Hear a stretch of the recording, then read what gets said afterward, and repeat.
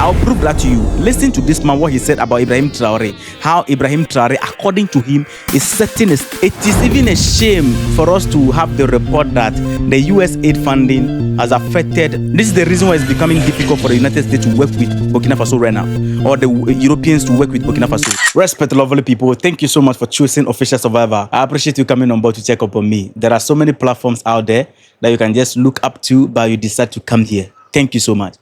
Actually, the Vice President of Ghana brought us here in connection with the United States freezing aid to Africa, including Ghana. The Vice President of Ghana, who happened to be a woman, for the first time, she made history recently when she was sworn in as the first vice female of Ghana in the history of Ghana. So she sent shocking wave across Ghana, Africa, and beyond. The vice president seems to be very disappointed in Donald Trump cutting aid to Africa, including Ghana. But I'm seeing a little bit contradiction here. I'm seeing disappointment on the face of the vice president, while I'm seeing happiness and joy in the face of the president, because the president actually look happy. I'm going to play at least some 4 clips in this video. The first clip is the one that we are going to first watch from the vice president, and the second one is from John Dramani Mahama, and the third one is, there was this man, I don't know whether he's European or African. He was teaching African leaders how Ibrahim Traoré put them to shame. So you're welcome, lovely people. This place is your home. You'll never be disappointed. If you're already on board, although some of you have not yet subscribed to my platform, you are contributing so much to the success of this platform. So I urge you to subscribe. You always pop up here because you believe that there's something meaningful here. So why not being part of the family? I don't know what is preventing you, but please do that. And if you're first time here, please, here is all about anything concerning Africa. So this is a Pan-African platform. Thank you. Now, let's first of all listen to the Vice President of Ghana. Let me say this before we go forward. If it were to be in the days of Akufo-Addo, when the United States is ending aid to Africa and Ghana, the government would have asked us to pay US aid levy. I'm telling you. But it's just a good thing. So the Vice President of Ghana, whose name is Professor Jane Nana Opoku-Agyeman, she has expressed strong disapproval of US President Donald Trump's decision to significantly reduce foreign aid, or let's say US aid funding, to Africa, including Ghana. So in a discussion held on March 17th, 2025 at Jubilee House, the discussion was held between her and students from Harvard University and MIT. And at this particular discussion, when she took the floor, this is what she told the students. The world and foreign aid, and I've heard the president of the country you are studying in slashing aid. You see, one of the questions we have now, he hasn't asked himself, how much leaves our continent to his country? He hasn't asked himself that. They think it's just charity. It is not. At the right time, we'll also take action. And it will not be funny. Now, at the right time, we will take actions, and it is not going to be a funny one. I don't know what she meant, but you see, I see disappointment. I don't think, I'm seeing things a little bit different from here, because we are not supposed to be disappointed that somebody refused to give you his money. Aid should be given to those who need aid. Africa, we don't need aid. We must understand that and have some peace. I don't know what actions our vice president is going to take. I don't know what actions the Mahama government is going to take. That is not going to be funny. This sounds like a threat to Donald Trump or the United States. We are not supposed to be in a space where we'll be sending them warning and threatening them. We only need to take actions. The moment you take actions that benefit your people, it affects them directly. You don't need to even talk about it. Any action that they are going to take, if that actions, none of the actions is affecting their military base, it will not satisfy me. If you are going to take any actions that is not going to affect the dealing of our minerals, it is not going to satisfy me. But the problem is that John Dramani Mahama is actually happy about the fact that US aid will stop coming to Africa. He is very happy. The reason why he's happy is because I watched his interviews. One of the things that I noticed is that he came on board and he's in one business. One of the business is the Pan-African business, to making sure that they bring all Africans together. The thing is already happening from the Sahel. So he's also championing it from this angle. The problem is it is going to be difficult for John Dramani Mahama to achieve this if the US aid continue to come to Africa, the African leaders are not going to open up to self-sufficiency, because they will be relying on this aid to be filling that gap. Because if you are sleeping, you are just there, somebody is giving you money, supplying your need and making sure that you have your basic needs. You will not get up to get something doing for yourself. But the day the person stop, you begin to think. So this is helping him to achieve this goal faster. You can see these days he's moving from one country to another. He even landed with Tinubu recently. He's going to countries, African countries, trying to bring all of them together. Even his inauguration, we all saw what happened. His inauguration, there was a whole Africa coming together under one umbrella. So this is a plus to us. And they asked him a question. They asked John Dramani Mahama a question in this interview when the interviewer was asking him, what is he going to do when it comes to the US aid funding? Is the US aid funding going to fast track their process of Africa free continental trade and the self-sufficient Africa agenda? He said yes. Listen. And do you think that the actions of the Trump administration will accelerate Africans' determination to do this? Will it finally actually happen, the African Free Trade Area? Definitely it will. Definitely we will learn to be more self-reliant as a continent and to trade more amongst ourselves, because there's a lot of room there for expanding trade. Exactly. So the US aid funding, if it stops coming to Africa, things will move faster on the Pan-African chart. That is why I keep on saying that it is a plus to us Pan-Africans that these things are happening. The leaders are now beginning to think. Even this time, if you are a leader and you don't even know what to do, there is a chart that you can follow. The Sahel is already doing it. We just have to follow their path. This is some of the reason why they will not like Dr. Arikana. Because when you talk about US aid or aid to Africa, this is how Dr. Arikana will answer you. Africa has been the provider. If you look at Europe, Europe cannot survive without Africa.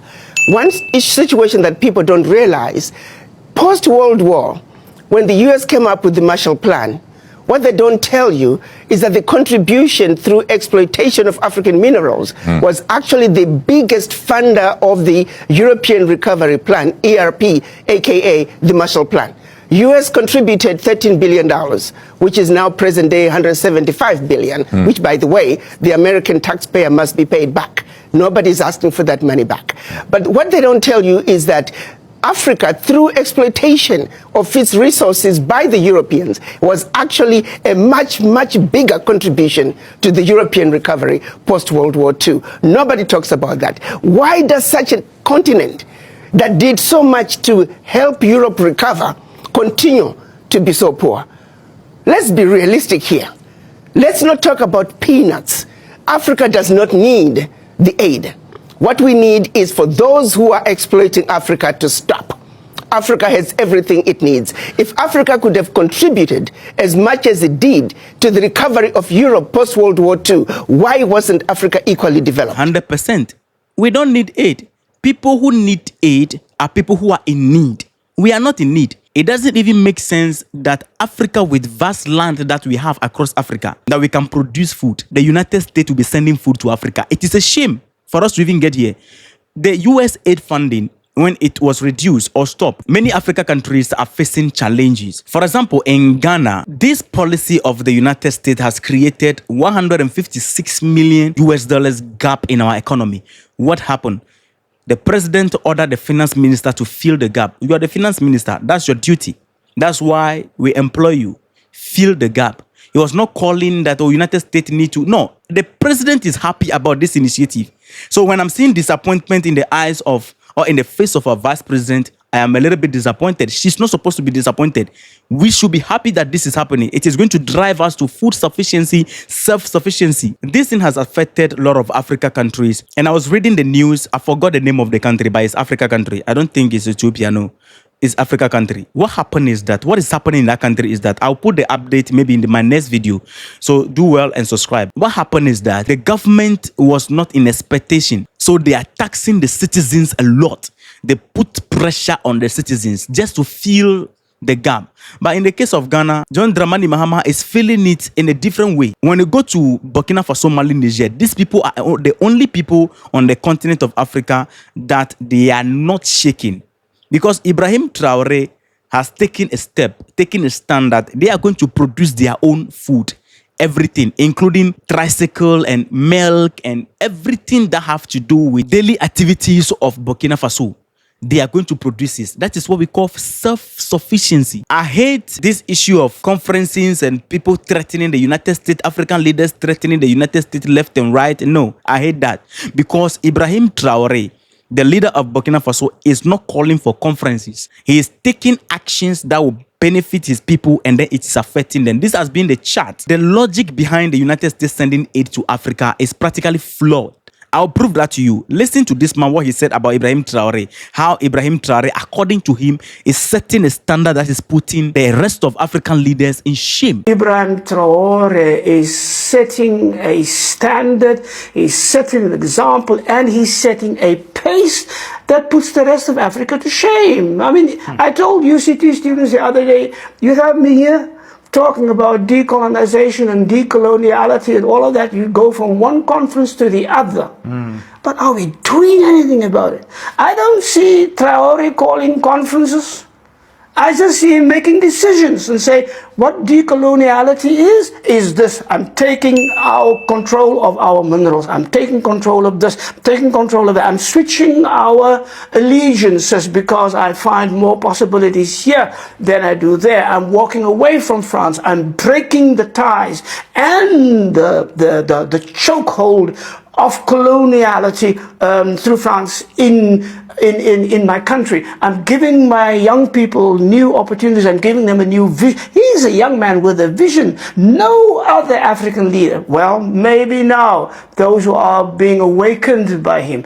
But that kind of singular vision, that kind of singular dedication, that kind of way, is that if I want to create a revolution that serves my people, I first have to learn to love my people.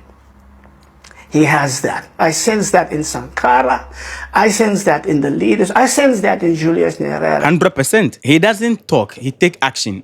This is the man who told his people. This is what he's saying here. Let me just translate it directly. He said, look, don't you people think that we are afraid? We are not afraid of anybody. Because they feel, the imperialists feel that one day we will come to their country and open account there, then they will use our account to threaten us or whatever it is and put restriction on us not to visit their country. What is there in France or United States that I'm going to do that I can't do in Burkina Faso? If there is any life that we want to go and live out there, we need to build it in Burkina Faso. And he's asking them, is Burkina Faso not a big place enough for us to enjoy life? Exactly. He was asking them this question. He said, they should not be afraid, because he's not even going to show up there any day, anytime, because Burkina Faso is sufficient for him to do whatever he wants to do in Burkina Faso. This is leader. It is only African leaders that you see them moving from Africa to Europe to go and enjoy life. When you check the Francophone nations, Togo and Co., you see them going to, their leaders going to Paris. Those who are from the Anglophone side, you see them going to Washington, D.C. and whatever, New York. You are not going to see Xi Jinping, the president of China, going to the United States to do what? No. Whatsoever life you want to live, you can live it in China. You are not going to see Putin going to United States or whatever it is to go and enjoy life. Now, the problem is this. When you see the United States sending aid to Africa, that is to portray themselves as generous people, the logic is flawed. You see, it's a strategy to keep us where we are. Let me show you something. When you go to China and you want to go and buy, let's say, rice, okay, normal rice, 1,000 cargo, and bring it to Ghana, Nigeria, whichever Africa country, they can fast track it immediately, and you will have those bag of rice in your country with immediate effect. But go there that you're going to buy agricultural equipment in large scale.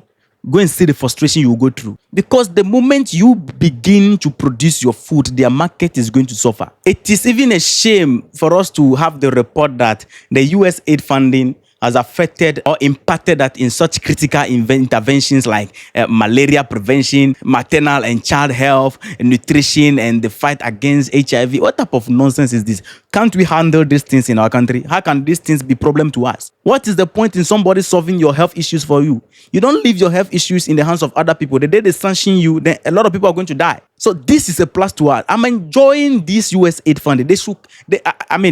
We are hearing that it's just a reduction. We want it to stop coming. I hope many of you are aware of the fact that the EU is in Burkina Faso. United States also is in Burkina Faso trying to work with Burkina Faso. And I told you that it's becoming difficult for them.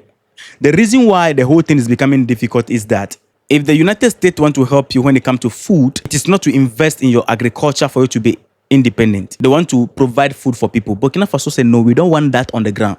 We want to see actions. This is the reason why it's becoming difficult for the United States to work with Burkina Faso right now, or the Europeans to work with Burkina Faso. The foreign ministers are insisting that if you want to help in the fight against hunger, invest in agriculture. We have the lands, invest there. So I've been watching them. They've been going to Burkina Faso, coming back. EU will go, come back.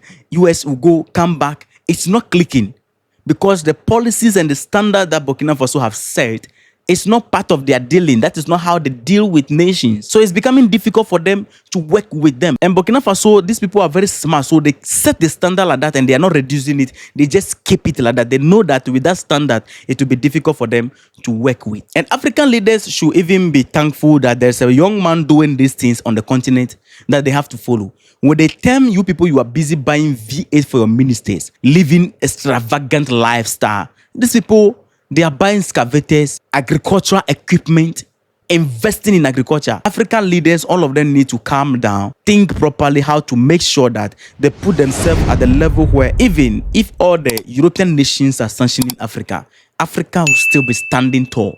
That is where we are supposed to drive our fight to.